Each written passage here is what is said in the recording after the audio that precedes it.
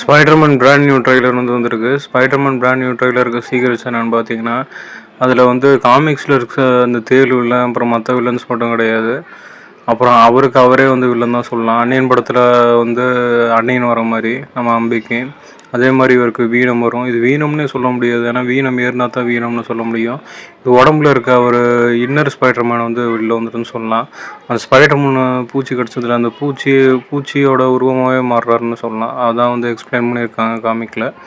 அப்போ இதில் ஹல்க் வருவார். ஹல்காக ஒரு ஆம்னிட்ரிக்ஸ் ஆட்ட ஒரு மிஷின் மாட்டியிருப்பார். அந்த மிஷினுமே வந்து கழட்டினதுக்கப்புறமா அவர் ஹல்காக மாறுவார் அப்படின்னு வந்து காமிச்சிருக்காங்க. பென்டன் ஃபார்மேட்டில் வச்சு அந்த டிவைஸை வந்து பொருத்தியிருக்க மாதிரி வச்சுருக்காங்க. இல்லை ஒரு கல்யாண பார்ட்டி நடக்குது. அந்த கல்யாண பார்ட்டியில் வந்து இடைஞ்சல் பண்ணி அந்த பார்ட்டி வந்து அவன் ஃப்ரெண்டோட பார்ட்டி தான் அந்த கல்யாண பார்ட்டி. அதே வந்து இடைஞ்சல் பண்ணிடுறாரு. ரெண்டாவது இல்லை பனிஷர் மட்டும் வர மாட்டாங்க. பனிஷர் மட்டும் ட்ரெய்லரில் காமிச்சிருக்காங்க. டேர் டெவிலும் வருவாங்க. கடைசி சீனில் பார்த்தீங்கன்னா வந்து அந்த நிஞ்சா அசாசின்ஸோட வந்து ஃபைட் பண்ணிகிட்ருப்பார் ஸ்பைடர்மேனை. அந்த நிஞ்சா அசாசினோட ஃபைட் பண்ணும்போது பார்த்தீங்கன்னா யாருக்காக ஜெயிலுக்குள்ளே வந்து ஃபைட் பண்ணுவார்னா டேர் டெவிலுக்காக தான் வந்து ஃபைட் பண்ணுவார். ஏன்னா டேர் டெவில் வந்து ஜெயிலில் தான் இருப்பார். டேர் டெவில் போன் அகைன் சீசனோட கடைசியில்.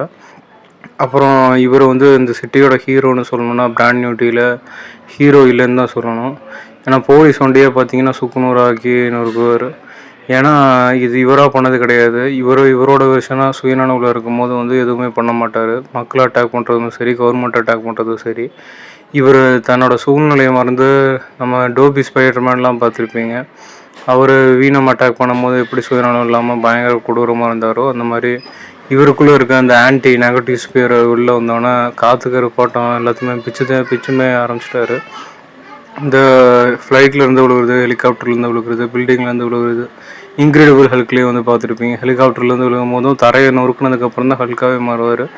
அதே மாதிரி வந்து இதில் ஸ்பைடர்மேன் பில்டிங்லேருந்து விழுகும் போதும் அந்த ஒரு தன்னோட நெகட்டிவ் ஸ்பைடர்மேனாக மாதிரி எல்லாத்தையுமே பிச்சுன்னு இருக்குவார்னு பயங்கரமாக காமிச்சிருக்காங்க. அது மட்டும் இல்லாமல் இந்த படத்தோட கிளைமாக்ஸ் சீனில் பார்த்தீங்கன்னா டாக்டர் ஸ்ட்ரேஞ்ச் வந்து இன்ட்ரோ கொடுப்பாரு போஸ்ட் கிரெடிட் சீனில். அவர் அவெஞ்சர்ஸ் டூம்ஸ்டேக்காக சேர்க்கறக்காக வந்து பண்ணுவார். அப்புறம் போலீஸ்லாம் வந்து அமேசிங் ஸ்பைடர்மேனில் வர மாதிரி கண்ணாபின்னமாக அடிச்சு சொல்லுவார்னு வந்து நம்ம ட்ரெய்லர் பார்க்கும்போது தெரியுது. அப்புறம் ஸ்பைடர்மேன் வந்து சீக்ரெட் வார்ஸ் மட்டும் கிடையாது, செத்துட்டு வீணமாக வருவார்.